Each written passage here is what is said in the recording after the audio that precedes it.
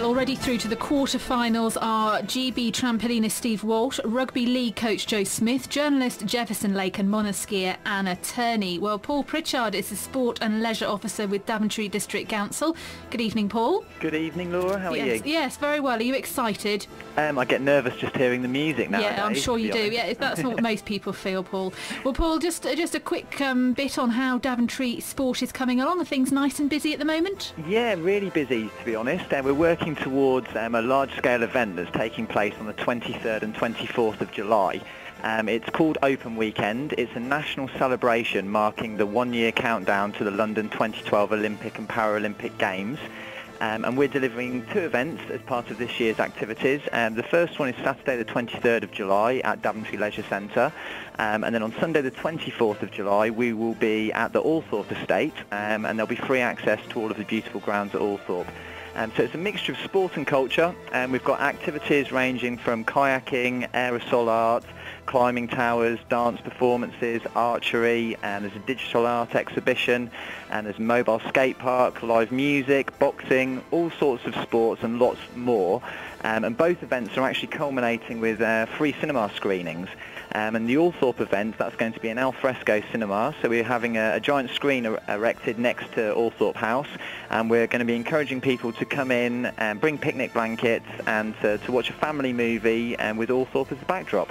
Fantastic. Sounds very impressive. That's certainly good. Keeping you busy then, Paul. Definitely, yeah, definitely. Is this something separate or running alongside the summer holiday sports programme? It actually takes place the first weekend of the summer holiday programme, so we've got 6 weeks of activity taking place after the open weekend as well. And what we're sort of keen to do is, obviously there's a lot of excitement as we approach 2012, and we're keen to sort of piggyback onto the back of that, and to sort of raise expectations and excitement as we get closer to that date. And open weekend is one of those events that allows us to do that. So I've got to give a big thank you to Earl Spencer and to all the staff at Althorpe for allowing us access to Althorpe. That's sort of a new thing for this year. We weren't able to go out and use venues like that last year. Obviously the District Council have been fantastic, as have Daventry Active, Northamptonshire Sport, and Northants County Council. And of course all the sports clubs, community groups and volunteers that are going to be giving up their time to make the event possible. And just finally, Paul, nominations for the District Sports Awards as well, you can make those fairly soon, I believe? Yep, they're not live yet. They go live on the 1st of July. You'll be able to go into the District Council offices and also to the Daventry Express offices, and you can also download a form from the District Council website as well, and that will allow you to nominate people in the various categories that we've got. And then obviously we then collate all of that information. We'll have a deadline, and then from that all of that information goes to a sports panel who will draw up a list of candidates. So this year the Sports Awards take place in October, and that's in the Saxon Suite at Daventry Leisure Centre. We've been very successful in the past at making sure we get lots of nominations in.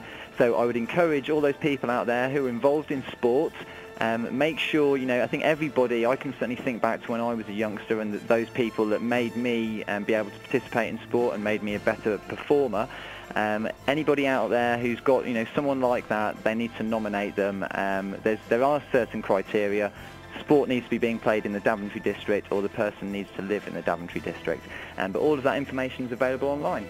Great stuff. Yeah, great stuff. Plenty going on in Daventry, and I think that's quite right about the volunteering efforts that people make as well. Paul Pritchard, there we are, in the blue corner, and in the red corner, if he's happy with that, Ryan Percival, who follows Northampton Town and working for the non-league paper at the moment. Evening, Ryan.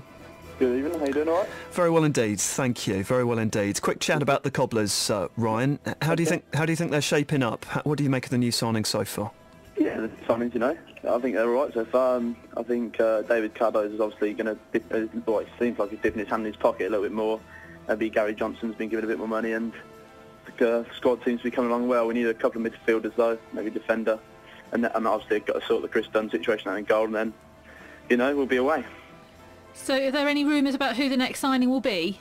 I think it's Ben Tozer coming back from, obviously he was on loan last season, coming from Newcastle, and then we've got Turnbull from Stockport, Aaron Davis maybe, the transfer listed Peterborough midfielder. I think it'll be them, but few names knocking around on there. I know that Dave Cardoza's talking about 5 signings, and as well as Gary Johnson talking about 6, if you include a couple of loan signings. So they'll be back above the numbers that they released at the end of last season. Yeah, definitely. Just hopefully, the loan signings aren't just, any Tom, Dick or Harry sort of thing. Make sure they're carefully researched and the right loan signings that can, take us to the top half of the division. Do you think there's a danger of that? Well, they're all, I've said this the first round quiz I did, I said this, our loan signings last season, and then when we got relegated from League One, it was sort of just anybody that wanted to fill the boots sort of thing, and it didn't really work out then, and it didn't really work out last season, so...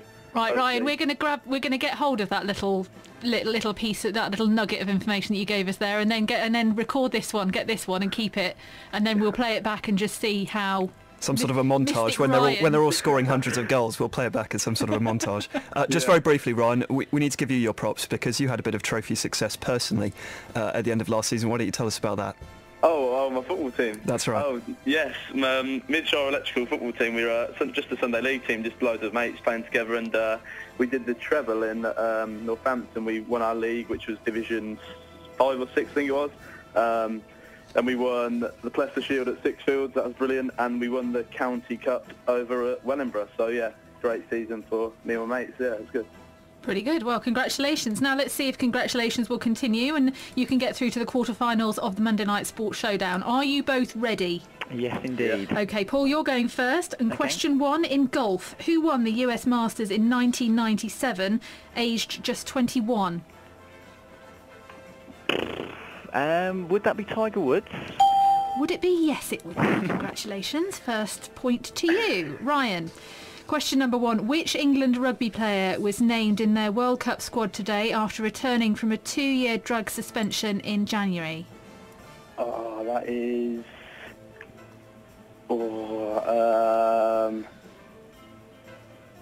I've been reading the papers all day as well.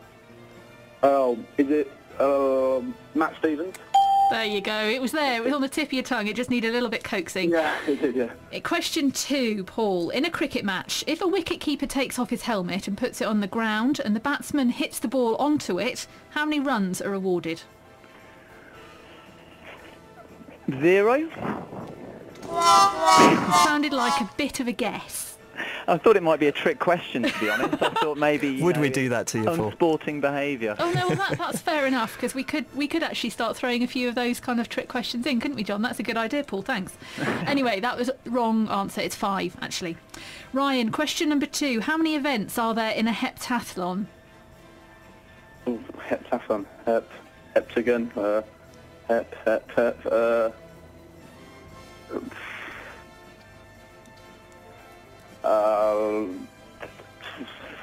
Seven. Yes. Was that really a guess, or did you know it? Yeah, and you're just... I was just trying to work out. I was just going through them all in my head. There's no need to ramp up the pressure if that's what you're thinking. You don't need to add a long delay because it's the second round. I'm going through them in my head. Increasing the drama. Okay, we're 2 points to Ryan, 1 point to Paul. Question number 3, Paul. Which footballer's autobiography was called The Good, The Bad and The Bubbly? Ooh. The Good, The Bad and The Bubbly. I want to Footballer. say, was it an Arsenal player? I don't think there's too much choice to overthink this. We'll give you best. There you go. There it is. Correct. 2 points to you, Paul. Question number 3, Ryan. Which former boxer once said, "Champions aren't made in the gyms. Champions are made from something they have deep inside them. A desire, a dream, a vision." Boxer. Muhammad Ali. There you go. Yes, correct. 3 points. You're on a roll, Ryan. Right, yeah. Paul. It's still all is not lost. Question number 4. Which 110-metre hurdler has set 5... Sorry, let me start again and I'll learn to read. Which 110-metre hurdler has set 5 of the 6 fastest times in Europe this season? Ooh. I'm struggling with that one, to be honest. That's a tricky one, in truth. It is quite tricky. 110-metre hurdler. I can't even think of one off the top of my head. That's not much good, is it? Not really. We're going to need to push you a little bit. We'll give you 5. Shall I go for Colin Jackson for old time's sake? Funnily enough, it's not Colin Jackson. it's a good effort. He was a good athlete. He certainly was. Not this season so much, unfortunately. Andy It was Andy Turner. Turner. Difficult one. It's quite difficult. Ryan, question number 4. In football, how many players need to be sent on one team for a match to be abandoned? Sent off on one team. Remaining? Yes. How many players need to be sent off on one team for a match to be abandoned? Or you can tell us how many remaining. 5 off. Yes. Question. Yes. Remaining. Yeah. Brilliant. Yes, 5. Less than 7 players remaining. This is too easy. Who said these questions? Yeah, you said them this year. Right, this time round. Never mind. Paul, right. Actually, no, you can't win. I was looking It's all at them. over. Yeah. It is pretty much all over. I fear it's all over. Let's carry on for fun's Let's sake. carry on and just see. Question number 5. The Force India team operate out of which former team's premises at Silverstone? Who used to be there? Would that be Braun? No. No. No. John's looking at me. No, it was Jordan. Jordan. Braun was down. Yeah, I'm sorry. That's probably a bit of a nasty one because Braun is a former team, but it's a few miles down the road. But never mind. Okay. Never mind. It's a good guess. Question number 5. Can Ryan make it a quick clean sweep? He's already in the quarterfinals. Which darts player is known by his nickname of Hawaii 501? God.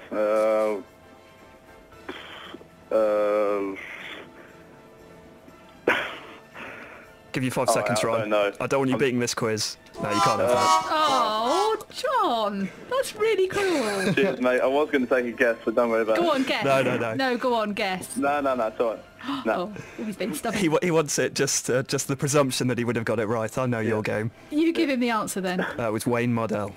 Oh, yeah, I thought it was that. No, yeah, of course you did. Well done, Ryan. You're through to the quarter-final. Bad luck, Paul, but thank you for coming on, and good luck with all the events over the summer as well. Thank you very much. Would it be possible for me to just give out the web address for Open Of course you Weekend? can. Is that okay? Yep. Fantastic. So anybody who wants any more information, you can get it from www.daventrydc.gov.uk, and then that's /open-weekend. Wonderful. Okay? Thank you very much. Good luck with it all. Thank you very much. Thank you. There we are, that's Paul. Ryan, well done. You're through to the next round with Thank you, Steve Walsh, Joe Smith, Jefferson Lake and Anna Turney. Big ties there.